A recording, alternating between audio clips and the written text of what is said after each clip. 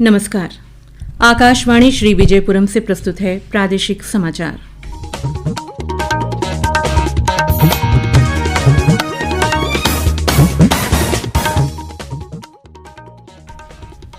पहले कुछ मुख्य समाचार। प्रधानमंत्री नरेंद्र मोदी और मंगोलिया के राष्ट्रपति खुरेलसुख-उखना ने नई दिल्ली में प्रतिनिधिमंडल वार्ता की। रक्षा मंत्री राजनाथ सिंह ने कहा, भारत नियम आधारित अंतर्राष्ट्रीय व्यवस्था को बनाए रखने के लिए पुरानी वैश्विक संरचनाओं में सुधार का पक्षधर है। पर्यटन निदेशालय मौजूदा स्कूबा डाइविंग दिशा निर्देशों में संशोधन के लिए सुझाव आमंत्रित किया है। और अंडमान एवं निकोबार बैडमिंटन एसोसिएशन द्वारा open state prize money badminton championship एवं चयन ट्रायल का आयोजन किया जाएगा।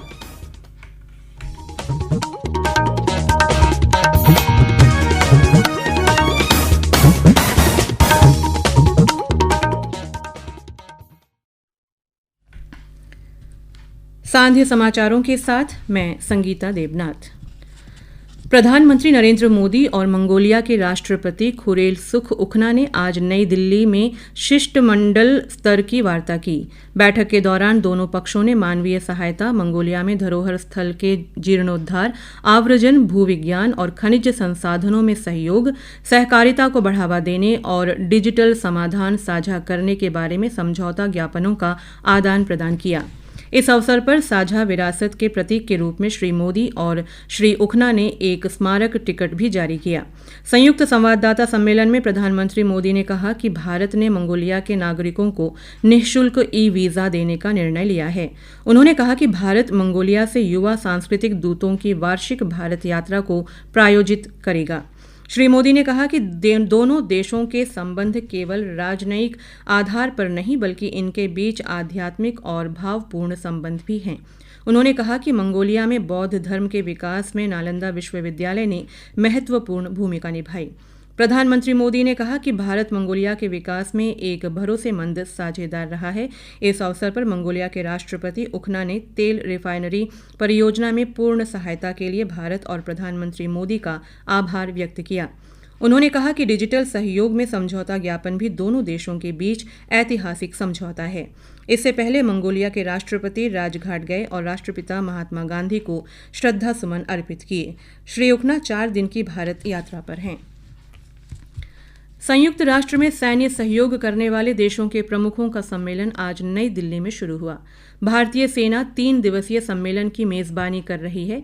इसमें परिचालन संबंधी चुनौतियों, नए खतरों, श्रेष्ठ पद्धतियों को साझा करने और भविष्य की शांति स्थापना के बारे में विचार विमर्श किया जा रहा है। सम्मेलन को संबोधित करते हुए रक्षा मंत्री राजनाथ सिंह ने कहा कि भारत पुरानी हो चुकी अंतर्राष्ट्रीय संरचनाओं में सुधार का समर्थन कर रहा है। उन्होंने कहा कि आत्मनिर्भर भारत के अंतर्गत भारत ने किफ़ायती स्वदेशी प्रौद्योगिकियां विकसित की हैं, जिससे शांति स्थापना मिशनों को मजबूती मिलेगी। श्री सिंह ने कहा कि शांति स्थापना में एक प्रेरणादायक बदलाव महिलाओं की बढ़ती भागीदारी है। रक्षा मंत्री ने कहा कि भारत अंतर्राष्ट्रीय शांति और सुरक्षा कायम रखने में संयुक्त राष्ट्र के साथ दृढ़ता के साथ खड़ा है। इस अवसर पर सेना प्रमुख जनरल उपेंद्र द्विवेदी ने उन्नत प्रौद्योगिकी को एकीकृत करने, त्वरित तैनाती क्षमता बढ़ाने और सैन्य सहयोग करने वाले देशों के बीच पारस्परिक सहयोग मजबूत करने पर बल दिया। सूचना और प्रौद्योगिकी मंत्री अश्विनी वैष्णव ने कहा है कि आंध्र प्रदेश में गूगल द्वारा घोषित नए gigawatt scale artificial intelligence AI केंद्र से भारत के AI मिशन के लक्ष्य को हासिल करने में बहुत सहायता मिलेगी। गूगल ने आंध्र प्रदेश के विशाखापट्टनम में gigawatt scale artificial intelligence AI केंद्र बनाने के लिए अगले 5 साल में 15 अरब अमरीकी डॉलर का बड़ा निवेश करने की घोषणा की। यह अमेरिका से बाहर गूगल का सबसे बड़ा आर्टिफिशियल इंटेलिजेंस केंद्र है। नई दिल्ली में भारत AI शक्ति कार्यक्रम में श्री वैष्णव ने कहा कि यह AI केंद्र भारत के AI मिशन में कई तरह से योगदान करेगा।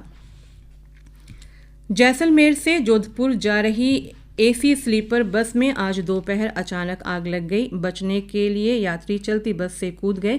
हादसे में 8 से 10 लोगों की मौत और 14 लोग गंभीर रूप से झुलस गए, जिन्हें जोधपुर मेडिकल कॉलेज रेफर किया गया है। पर्यटन एवं संस्कृति मंत्री गजेंद्र सिंह शेखावत ने गहरा दुख जताया है, जबकि मुख्यमंत्री भजन लाल शर्मा ने राहत कार्य तेज करने के निर्देश दिए हैं।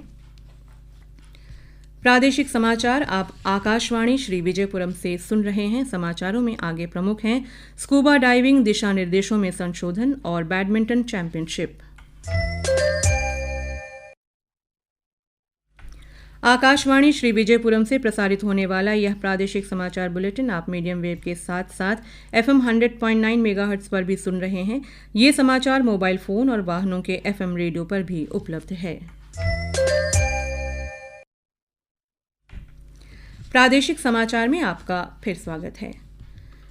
पर्यटन निदेशालय मौजूदा स्कूबा डाइविंग दिशा निर्देशों में संशोधन की प्रक्रिया में है, ताकि संचालन को सुव्यवस्थित किया जा सके और उन्हें अंतर्जलीय साहसिक पर्यटन में अंतर्राष्ट्रीय सर्वोत्तम प्रथाओं के अनुरूप बनाया जा सके। इस पहल के तहत निदेशालय ने प्रमुख गोताखोरी प्रशिक्षण एवं प्रमाणन एजेंसियों के साथ विस्तृत परामर्श किया है। विशेषज्ञ निकायों से प्राप्त बहुमूल्य सुझावों और सूचनाओं पर संशोधनों का मसौदा तैयार करते समय विधिवत विचार किया गया है। पारदर्शिता और व्यापक भागीदारी सुनिश्चित करने के लिए संशोधित दिशा निर्देशों का मसौदा अब 30 दिनों की अवधि के लिए सार्वजनिक डोमेन में रखा जा रहा है। निदेशालय पंजीकृत गोताखोरी केंद्रों, संचालकों, आम जनता और संबंधित विभागों सहित सभी हितधारकों से प्रतिक्रिया, टिप्पणियां और सुझाव आमंत्रित करता है, ताकि दिशा निर्देशों को और अधिक व्यापक और व्यावहारिक बनाया जा सके। सभी प्रतिक्रियाएं और सुझाव 14 नवंबर के भीतर सूचना, प्रसार एवं पर्यटन निदेशालय श्री विजयपुरम को प्रस्तुत किया जा सकता है।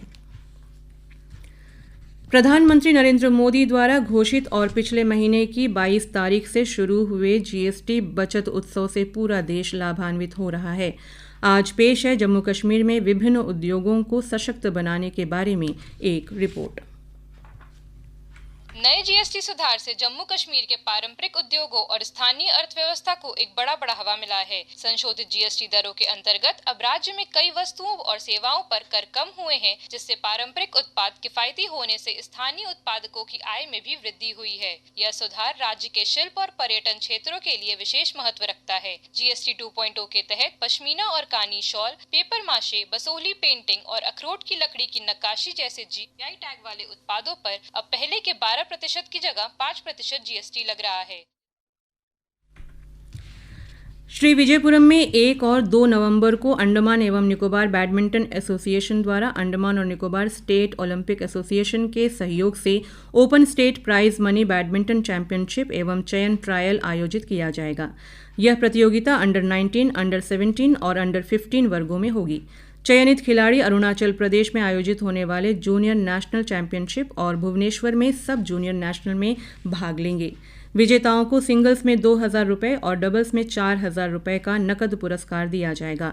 प्रतिभागी 28 अक्टूबर तक गूगल फॉर्म से अपनी प्रविष्टियां भेज सकते हैं। अंडमान लोक निर्माण विभाग का 68वां स्थापना दिवस कल प्रियदर्शनी सभागार कार निकोबार में बड़े उत्साह के साथ मनाया गया। निकोबार जिले के उपायुक्त श्री अमित काले ने समारोह के मुख्य अतिथि के रूप में निकोबार जिले में प्रमुख विकास परियोजनाओं के क्रियान्वयन और रखरखाव में एपीडब्ल्यूडी के सराहनीय प्रयासों का सराहना किया। कार्यक्रम के दौरान मुख्य अतिथि ने निर्माण प्रभाग के सर्वश्रेष्ठ प्रदर्शन करने वाले कर्मचारियों को उनकी उत्कृष्ट सेवा के लिए सम्मानित किया। निकोबार जिला पुलिस अधीक्षक राहुल एल नायर और जनजातीय परिषद के सचिव मार्टिन लूथर कार निकोबार ने स्थापना दिवस समारोह के तहत आयोजित विभिन्न खेल और मनोरंजक कार्यक्रमों के विजेताओं को पुरस्कार वितरित किए। कैम्बल बे प्रशासन आपके द्वार कार्यक्रम के तहत रेवेन्यू विभाग की टीम गांव में जाकर किसानों से उनके जमीन के दस्तावेज, लीगल हायर म्यूटेशन तथा लैंड टैक्स कलेक्ट कर रही है। आज गांधीनगर और शास्त्री नगर में रेवेन्यू विभाग द्वारा यह कार्यक्रम चलाया गया। कल लक्ष्मी नगर पंचायत में यह कार्य किया जाएगा। अंत में मुख्य समाचार एक बार फिर। प्रधानमंत्री नरेंद्र मोदी और मंगोलिया के राष्ट्रपति खुरेल सुख उखना ने नई दिल्ली में प्रतिनिधिमंडल वार्ता की। रक्षा मंत्री राजनाथ सिंह ने कहा, भारत नियम आधारित अंतर्राष्ट्रीय व्यवस्था को बनाए रखने के लिए पुरानी वैश्विक संरचनाओं में सुधार का पक्षधर है। पर्यटन निदेशालय ने मौजूदा स्कूबा डाइविंग दिशा निर्देशों में संशोधन के लिए सुझाव आमंत्रित किया है। और अंडमान एवं निकोबार बैडमिंटन एसोसिएशन द्वारा open state prize money badminton championship एवं चयन ट्रायल का आयोजन किया जाएगा। इसके साथ ही प्रादेशिक समाचार का ये बुलेटिन समाप्त हुआ। नमस्कार।